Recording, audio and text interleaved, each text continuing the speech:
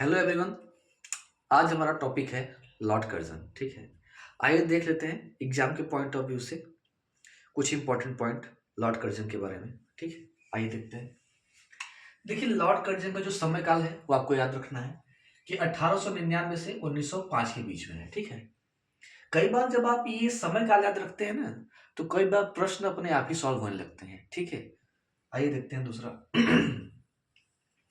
देखिए, इसके समय में 1904 में भारतीय विश्वविद्यालय अधिनियम पास किया गया। ठीक है, शिक्षा में सुधार को लेकर के। ठीक है, 1904 में अगर यही पूछ देता आपसे एग्जाम में कि भारतीय विश्वविद्यालय अधिनियम 1904 किसके समय में पास किया गया है, अगर आपको समय काल ही याद रहता तो आप बता देते लॉर्ड कर्जन।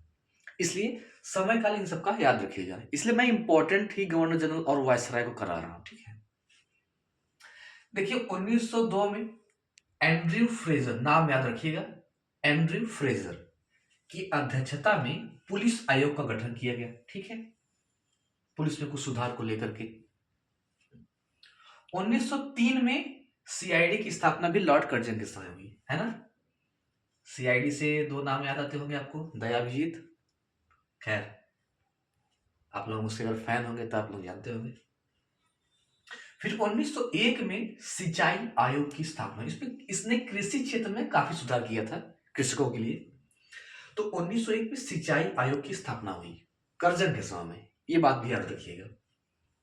इसने कृषि बैंक तथा सहकारी समिति की स्थापना की। ये बहुत ही इंपॉर्टेंट बात हो जाती है, कृषि बैंक और सहकारी समिति।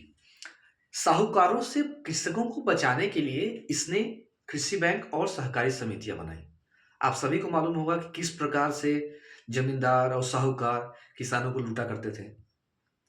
पैसे को लोन लेने के लिए जब किसान जाते थे इन साहूकारों के पास, तो उनसे किस प्रकार की शर्तें रखी जाती थी। आप पुरानी पिक्चर देखेंगे, फिल्में देखेंगे, तो उसमें अधिकतर फिल्मों में यही सब दिखाया गया है। ठीक है, तो याद रखें, कृषि बैंक और सहकारी समिति की स्थापना भी लॉर्ड कर्जन ने की थी।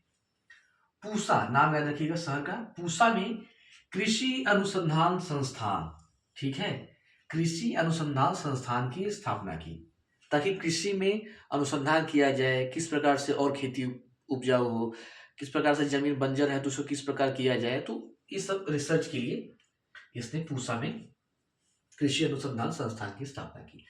भारतीय पुरातत्व विभाग की स्थापना भी इसी ने की। अगर आप इतिहास के विद्यार्थी हैं तो आपको पता होना चाहिए, इसकी बहुत इंपॉर्टेंस है ना। हमारे जितने भी सभ्यता खोजी गई है उसमें इसका भी योगदान है ना। इसको संजोने का काम है ना भारतीय पुरातत्व विभाग। तो ये भी लॉर्ड कर्जन के समय किया गया।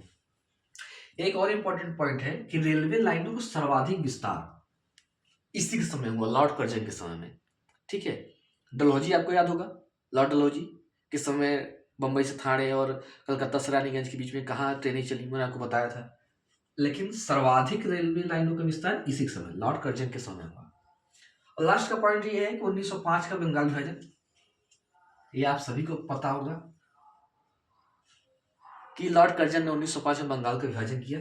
हम अधिकतर लॉर्ड कर्जन के इसी से जानते हैं, लेकिन पॉइंट ये भी याद रखना इंपॉर्टेंट है जो कि एग्जाम में आपको मालूम है। 1905 में बंगाल का विभाजन किया गया, क्यों किया गया, इसके कारण बहुत हैं, लेकिन एक वास्तविक कारण ये भी होता था कि फूट डालो राज करो की जो नीति थी उसको यहाँ पे परिणत किया गया, वास्तविक रूप में दिखाया गया।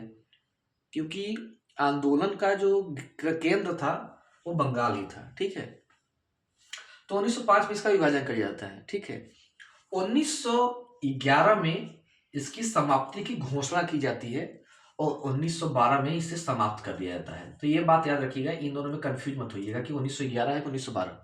तो 1911 में घोषणा हुई थी इसकी समाप्ति की और 1912 में इसे समाप्त कर दिया गया था। ठीक है, उम्मीद करता हूं आपको ये वीडियो अच्छी लगी होगी। Thank you so much.